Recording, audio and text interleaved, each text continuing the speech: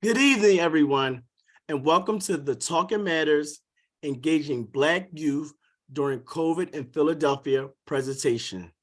Authors are Christina Collins, Wadia Moret, and Marquise King. The issues: condom use among sexually active high school students decreased from 63% in 2007 to 54% in 2017, suggesting that adolescents continue to be at a high risk for both unplanned pregnancies and STIs.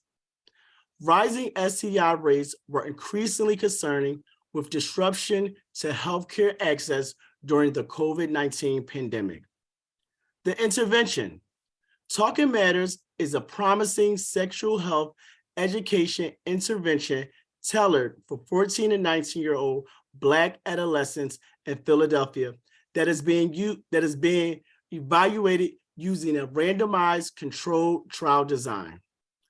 Talking Matters engaged over 600 youth and enrolled 350 plus participants over the course of 2 years during the height of the pandemic starting in 2020. Our presentation focus. The purpose of this presentation is to provide effective strategies that can be used to build significant relationships and engage with community stakeholders during challenging local, national, and global crises. Our main challenge during the recruitment period was that Black youth in Philly were impacted by a unique set of physical and social factors during the pandemic. This created a syndemic, so multiple health threats, including biological and social factors, interacted together.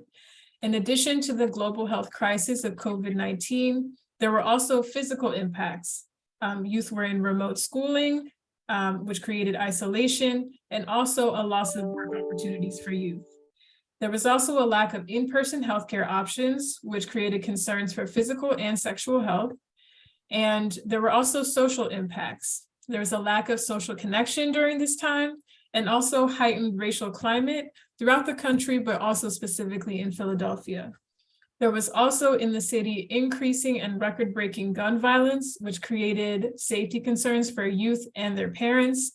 Youth also experienced Zoom and digital burnout from remote schooling, which impacted their willingness to interact with the intervention, and also had a detachment from their usual social supports like after-school programs, rec centers, and mentorship opportunities.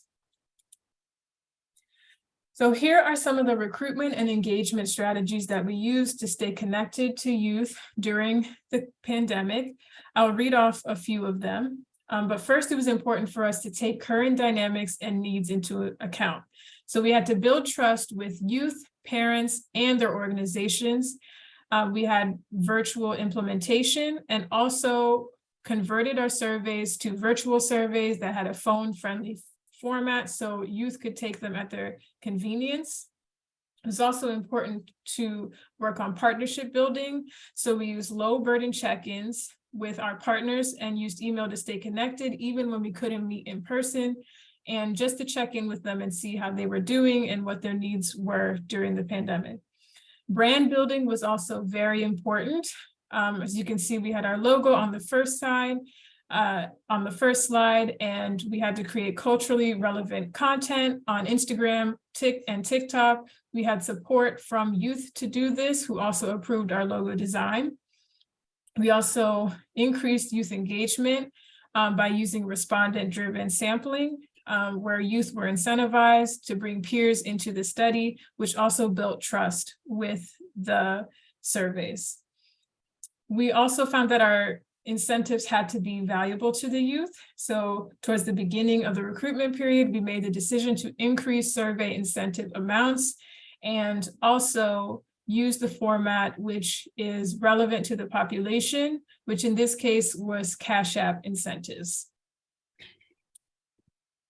Recommendations: characteristics of an effective recruitment team: transparency, Reciprocity, flexibility, inclusion, every step of the way, make sure to garner stakeholders' input, establish clear expectations, prepare for the worst, but always be ready to receive the best. Thank you for your time, and we hope some of these strategies are helpful in your work with adolescents. Talking matters.